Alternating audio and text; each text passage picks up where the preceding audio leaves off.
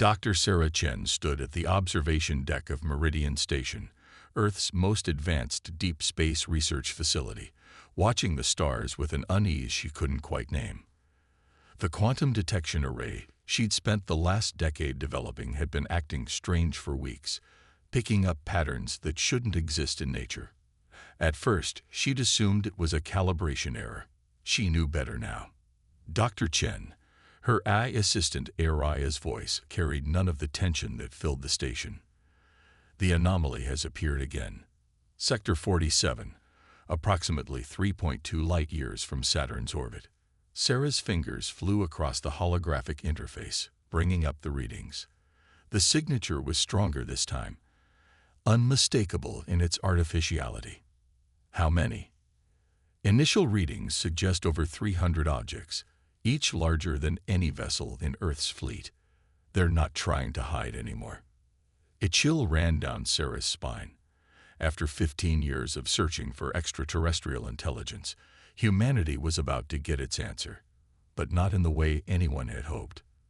The station's alert system blared to life, its harsh tone echoing through the typically quiet research facility. "This is not a drill." Station Commander Hayes's voice cut through the chaos. "All personnel to emergency stations. Dr. Chen to the command center immediately." The command center was a flurry of activity when Sarah arrived. Holographic displays showed the approaching fleet from multiple angles, their massive forms blotting out the stars behind them. "They're heading straight for Luna Colony," Hayes said without preamble. His weathered face looked older than she'd ever seen it. "We've lost contact with our outer system beacons." Sarah studied the data streaming across her terminal. "These ships, their energy signatures are unlike anything we've seen. The quantum fluctuations suggest technology centuries beyond ours. Can we fight them?" Before she could answer, every screen in the command center flickered. A face appeared, if you could call it that. The beam's features were smooth, almost liquid in appearance, with eyes that seemed to shift color like oil on water. "People of Earth," the creature's voice was surprisingly melodious, translated perfectly into English. "I am High Executor Ven of the Krell Empire. We have watched your species for some time, and we come with purpose." Sarah felt her heart pound against her ribs as the alien continued. "Your species stands at a crossroads. Your children possess something unique, a genetic marker we have sought across 12 galaxies. We require them for the continuation of our species."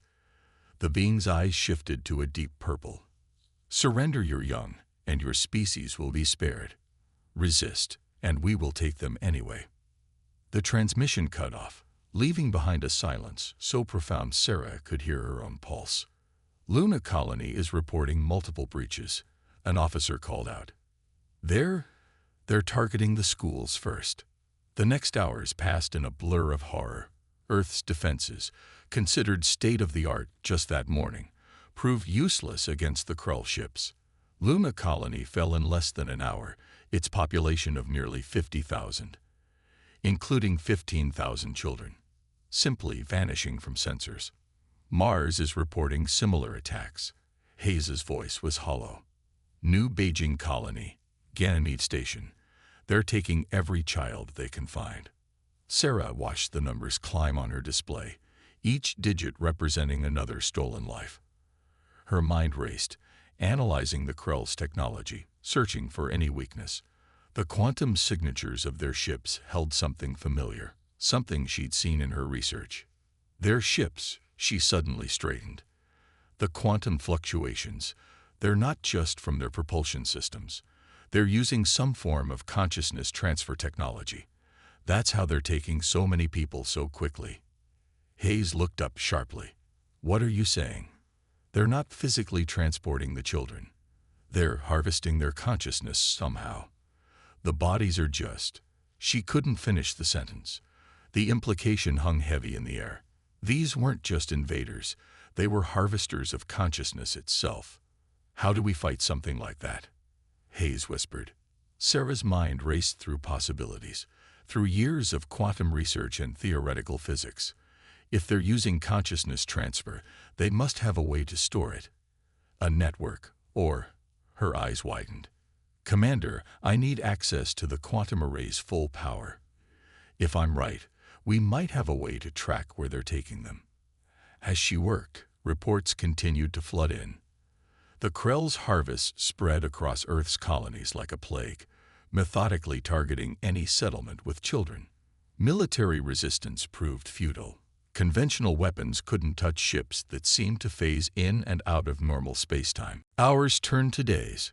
Earth's governments fell into chaos as parents desperately tried to hide their children. Underground bunkers filled up. Ships packed with families attempted to flee into deep space, only to be hunted down with frightening precision. But in the midst of the horror, Sarah found something. A pattern in the quantum noise, a trail left by the consciousness transfers. They're not destroying the consciousness they take, she announced to the emergency council that had formed in Meridian Station. They're storing them somewhere. And if we can track them, we can find them, Hayes finished, and maybe find a way to bring them back. Sarah nodded, though her expression remained grave. But we need to understand why. What makes human children so special to them? What genetic marker are they talking about? As if in answer to her question, another transmission cut through their systems. High Executor Ven's liquid features filled their screens once more. Your resistance is admirable but futile. Already we have secured over 2 million of your young. Their consciousness will serve a greater purpose than you can imagine. This is not the end of your species. It is your contribution to the evolution of all consciousness in the universe. The transmission ended, leaving behind a silence filled with determination rather than despair. Like hell it is, Sarah muttered, turning back to her calculations.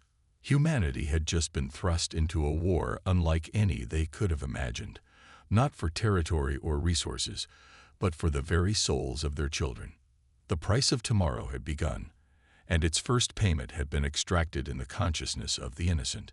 But humanity was far from defeated. In the quantum patterns of their enemy's technology, Sarah had found a thread to pull, and she intended to unravel their entire empire, one quantum signature at a time. The underground facility known as Haven Deep thrummed with the energy of 10,000 frightened heartbeats. Commander Marcus Rivera walked through its cramped corridors, past families huddled together in converted storage rooms, past makeshift schools where teachers tried to maintain normalcy in a world turned upside down. But it was the sound from Research Lab 7 that drew him. The sound of children laughing. He found Dr. Sarah Chen there, surrounded by a dozen kids between 8 and 12 years old, all wearing neural interfaces that glowed with a soft blue light. On the screens around them, complex patterns danced and shifted. Again. A young girl named Maya called out, her eyes closed in concentration. The patterns on the screen before her twisted, forming shapes that shouldn't have been possible in normal spacetime. Perfect, Sarah said, making notes on her tablet. You're getting better at manipulating the quantum fields. She noticed Marcus and gave him a tired smile. Commander. Marcus waited until the children were distracted with their next exercise before pulling Sarah aside. Tell me you're making progress. The Krell just hit another colony on Europa. 2,000 more children. Sarah's expression hardened. We are. These kids. She gestured to the group. They're the key. Whatever genetic marker the Krell are after, it's related to consciousness manipulation. Some of our children can naturally affect quantum fields in ways we never thought possible. And you think this can help us fight back? More than that. Look at this. She pulled up a holographic display showing 2 patterns, one smooth and regulated, the other wild and unpredictable. The first is a Krell consciousness signature. The second is a human child's. The Krell's pattern is more advanced, but it's rigid, predictable. Our children's patterns are chaotic, creative, emotional. Marcus watched Maya make impossible shapes appear in quantum space. They're weapons. They're our only hope, Sarah corrected. The Krell's technology relies on structured consciousness patterns. Our children's chaos disrupts their systems. We're not just teaching these kids to defend themselves. We're teaching them to fight back. The weight of what they were doing pressed down on Marcus. They're children, Sarah. We're turning them into soldiers. The Krell didn't give us a choice. She showed him another display. This one showing the massive Krell vessels still hovering at the edge of the solar system. Their ships are powered by the consciousness they've stolen. Millions of children, their minds trapped in quantum storage, being used as batteries. Before Marcus could respond, alarms blared throughout Haven Deep. Red emergency lights bathed the corridor in an apocalyptic glow. Multiple Krell signatures detected. Araya's voice echoed through the facility. "They've found us." The children in the lab immediately snapped to attention, their neural interfaces pulsing faster. They'd drilled for this. "Maya, Kai, defensive positions."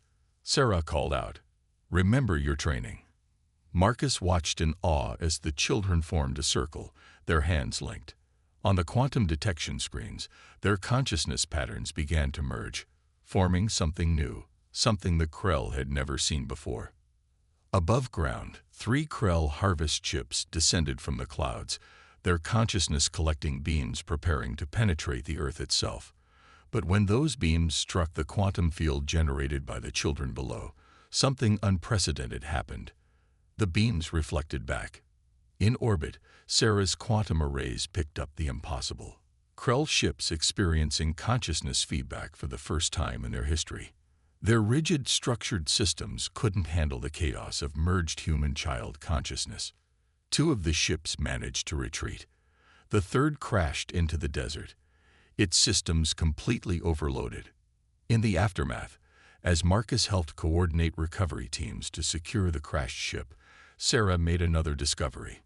Among the ship's quantum storage banks, they found something that changed everything. Consciousness patterns of the stolen children, still intact, still fighting. "We can save them," Sarah whispered, tears in her eyes as she showed Marcus the data. "It won't be easy, but if we can build receivers, find a way to transfer them back." "How many?" "All of them. Every child the Krell have taken. Their consciousness isn't gone, just stored. If we can break their network." Maya approached them, her neural interface still glowing. "We felt them," she said simply. "When we connected, we felt all the others.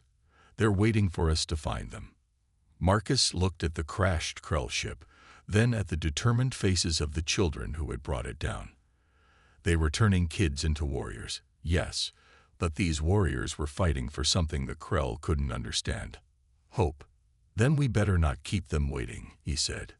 In the following weeks, Haven Deep transformed from a refuge into a training center. More children with the special genetic marker were identified and brought in.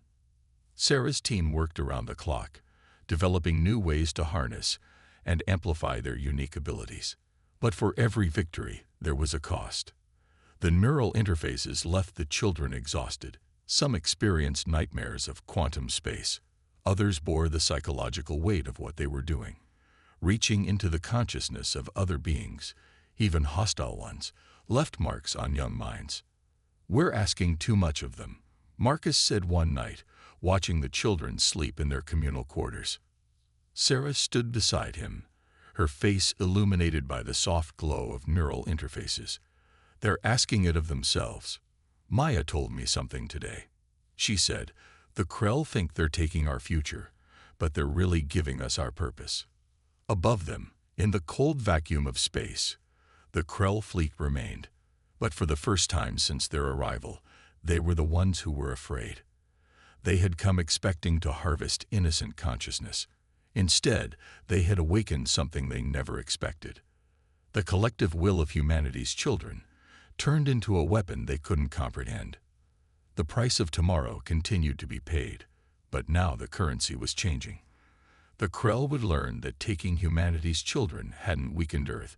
It had created the very weapon that would bring their empire to its knees. The quantum training chamber pulsed with ethereal light as Maya led her team through another consciousness merger. At 13, she had become something the universe had never seen before, a general in a war fought through the fabric of reality itself. Focus on the harmonic resonance. She guided the other children, their neural interfaces creating a web of light between them. Feel the quantum field bend. Dr. Sarah Chen watched from the observation deck, her tablets displaying consciousness patterns that defied conventional physics. Beside her, Commander Rivera studied tactical projections of Krell fleet movements. "They're gathering for something big," he said, pointing to a cluster of signals near Jupiter. "Largest concentration we've seen since the initial invasion." Sarah nodded, her attention split between the tactical display and the children below. They're scared. The last 4 attempts to harvest Earth's remaining children failed completely. They've lost 13 ships to consciousness feedback. But at what cost? Marcus gestured to the medical readouts showing the children's neural strain. Every victory pushes them closer to burnout. Before Sarah could respond, Maya's voice came through the comm. "We're ready," she said, her young voice carrying a weight no child should bear. "We've mapped the quantum signature of their consciousness network. We can do more than just defend now." Sarah leaned forward, studying the patterns the children had created. "You want to launch an offensive. We want to free them," Maya corrected. "All the stolen ones. We can feel them, Dr. Chen. They're screaming." The chamber fell silent save for the hum of quantum machinery. Sarah shared a look with Marcus, both adults grappling with the moral weight of what they were considering. "Show me," Sarah finally said. What followed was a demonstration that changed the nature of the war. Maya and her team didn't just merge their consciousness, they projected it, reaching across quantum space to touch the Krell network directly. On the screens, Sarah watched in awe as the children's combined consciousness took form in quantum space. They had created something new, a weapon made of pure thought and emotion, powered by the very thing that made humans different from the Krell, their capacity for chaos, creativity, and unconditional love.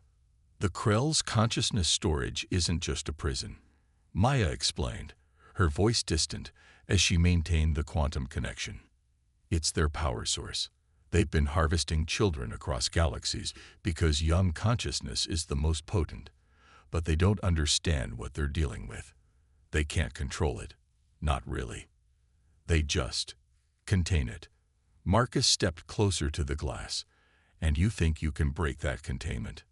"We don't think." Another child, Kai, spoke up. "We know, because we're not alone anymore." Alarms suddenly blared throughout Haven Deep.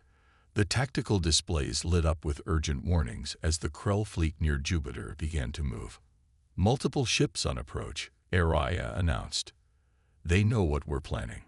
Sarah watched the massive fleet advance, her mind racing through calculations.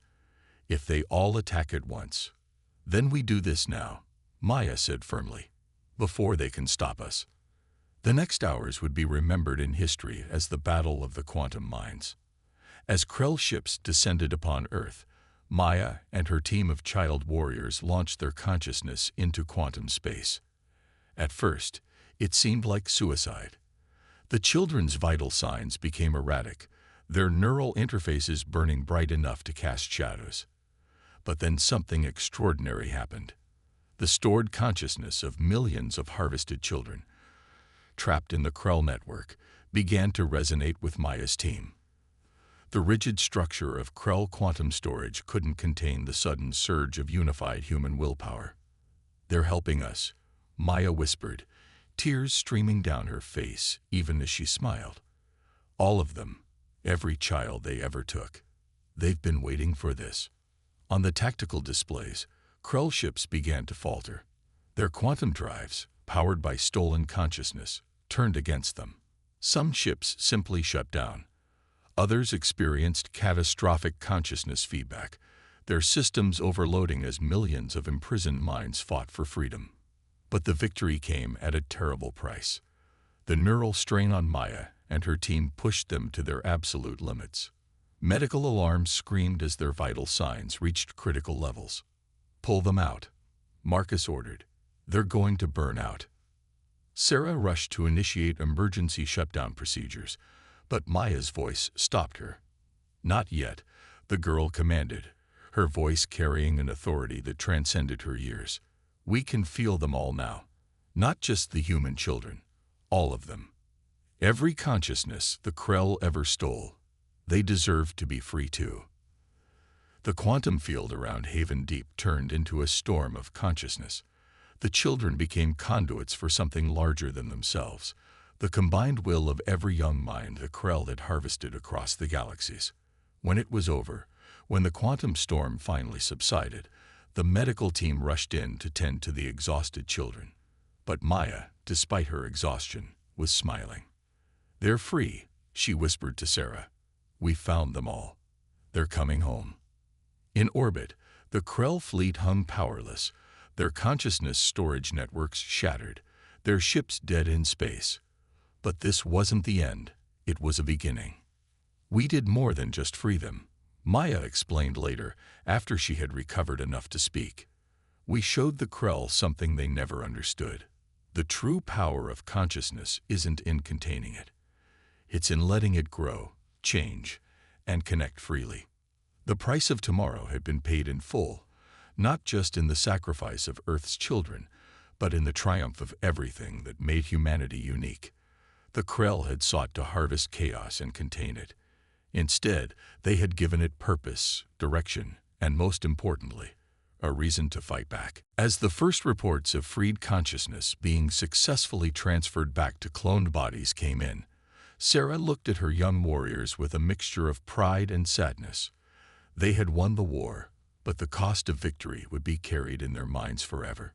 The question now was, what would humanity do with this new understanding of consciousness itself?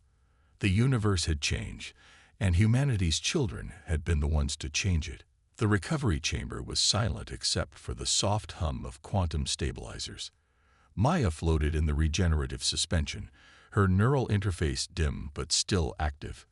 Dr. Sarah Chen watched the girl's consciousness patterns flutter across her monitors. Beautiful, chaotic, but dangerously unstable. The human mind wasn't meant for this, Dr. Lakshmi Patel, Haven Deep's chief medical officer, said quietly. Especially not a child's mind. They've touched something vast, something we barely understand. Sarah nodded, her eyes fixed on Maya's peaceful face.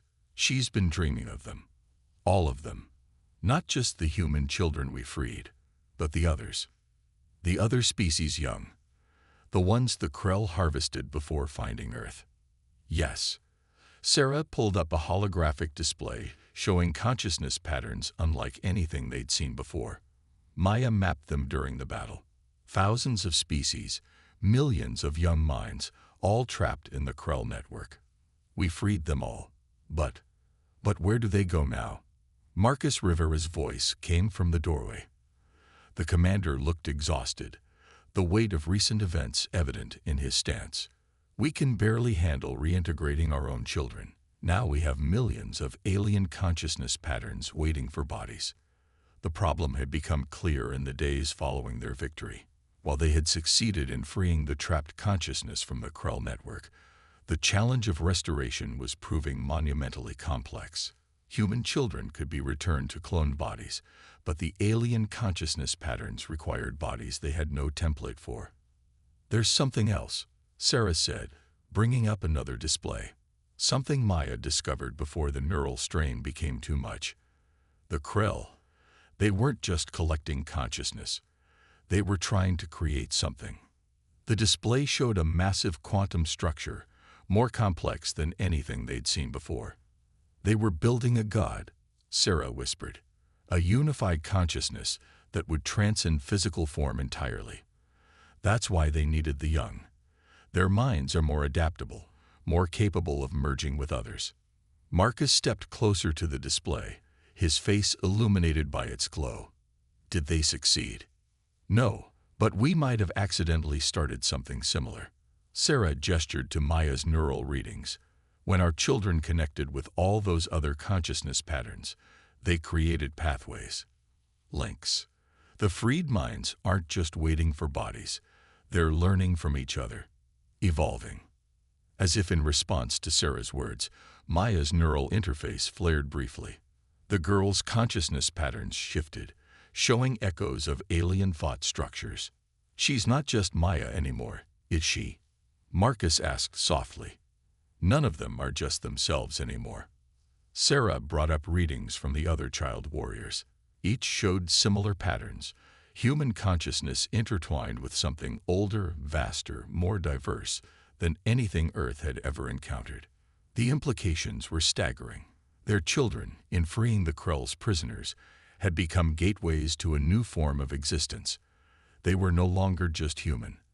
They were becoming bridges between species, between ways of thinking that had never touched before. We found something in the Krell ship's databases, Marcus said after a long moment. Their history. They were like us once. A young species that discovered consciousness could be quantified, stored, transferred. But they became obsessed with perfection, with creating the perfect unified mind.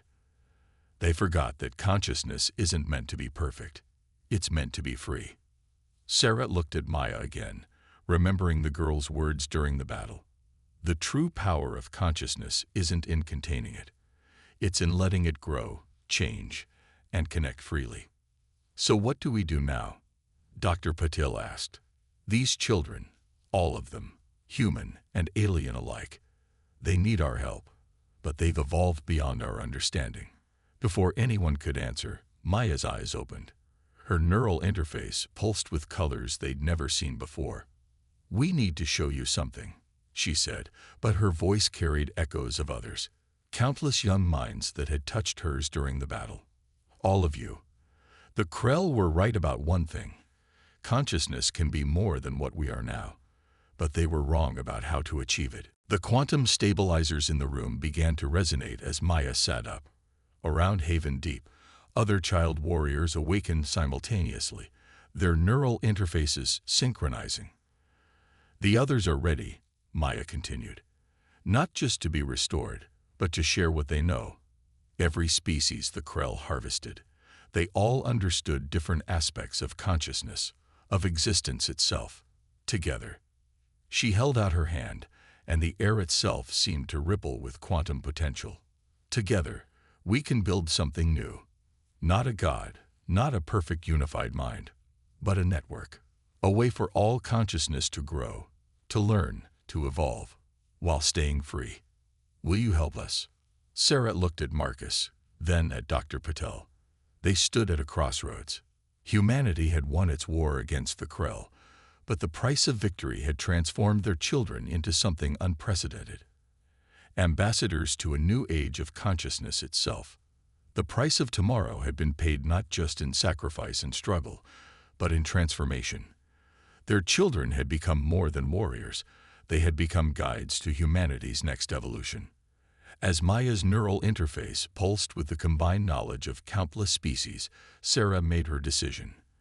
They would help these children, all of them, human and alien alike, build this new future.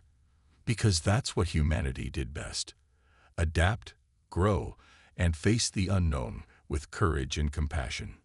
The breaking point had come not in defeat, but in transcendence, and beyond it lay a tomorrow none of them could have imagined. 10 years after the quantum battle, Earth had become something unprecedented in the galaxy's history. The gleaming spires of New Alexandria rose into the clouds, its quantum architecture pulsing with the combined consciousness of 1,000 species. At its heart stood Haven Deep, transformed from a desperate refuge into humanity's gateway to a new age. Sarah Chen, now director of interspecies integration, stood in the consciousness. They were right about the power of young consciousness, Sarah replied, but wrong about how to use it. You can't force evolution. You can't contain chaos and expect it to serve you. The chamber filled with quantum light as the integration reached its peak. Consciousness patterns from a dozen species merged and flowed, sharing knowledge, experience, and understanding. This was humanity's true victory, not the defeat of an enemy, but the creation of something entirely new. Maya's voice resonated through the chamber, carried on waves of quantum energy. The network is stable. All new consciousness patterns successfully integrated. We're ready for the next phase. The next phase. Sarah smiled at the thought. Humanity had inherited more than just victory from their war with the Krell. They'd inherited a purpose, to ensure that consciousness throughout the galaxy remained free to grow, to change, to evolve naturally. The price of tomorrow had been steep, paid in the courage of children forced to become warriors, in the transformation of humanity's understanding of existence itself. But the inheritance was beyond price. As she watched young minds from across the galaxy learn to connect, Sarah remembered Maya's words from years ago. The true power of consciousness isn't in containing it. It's in letting it grow, change, and connect freely. The Krell representative moved closer to the chamber's window, their form trembling slightly. "We were wrong," they said softly, "about everything. We sought to perfect consciousness by controlling it. You showed us it was already perfect, in its chaos, in its freedom to change." Sarah placed a hand on the chamber's glass, feeling the quantum resonance of countless young minds learning, growing, evolving together. This was humanity's gift to the galaxy, not conquest, not control, but connection.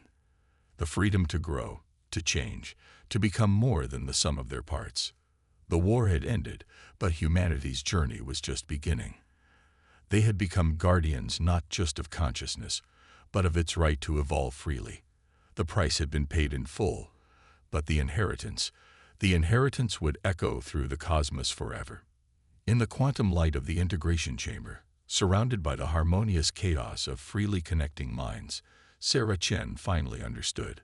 Sometimes the greatest victories come not from destroying your enemies, but from transforming them into something better. The price of tomorrow had purchased more than survival. It had bought evolution itself. And in the vast quantum network that now spanned the galaxy, the laughter of children, human, Krell, and 1,000 other species, echoed freely, uncontained, eternal.